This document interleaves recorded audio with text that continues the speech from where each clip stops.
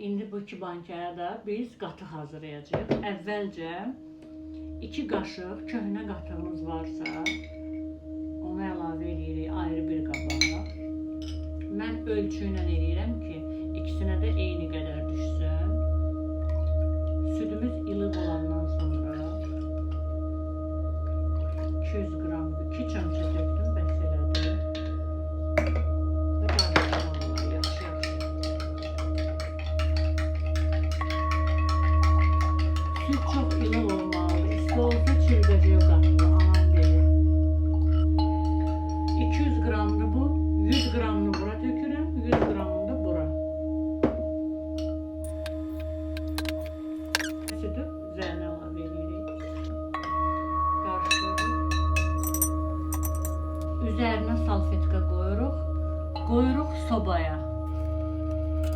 Yerdə qalanı labne edirəm. Südümüzü yenə qızdırırıq.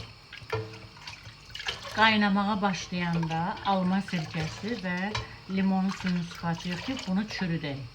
Labneni hazırlamaq üçün.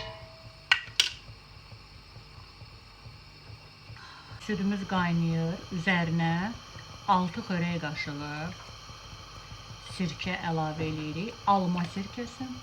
İndi kimdə üzüm sirkəsi varsa, üzüm sirkəsi eləsin. Qarışdıraq.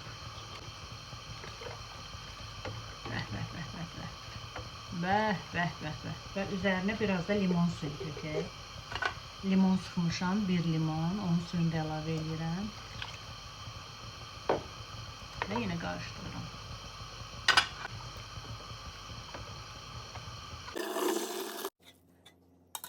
Qaba tökdük. Üzərinə biraz duz əlavə edək. Biraz. Yallah.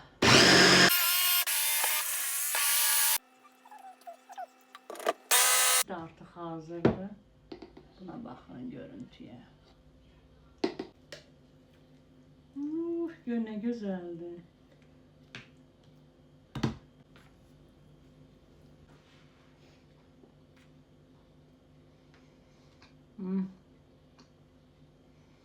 Özün hazırlamısan, bilirsən nə yeyirsən.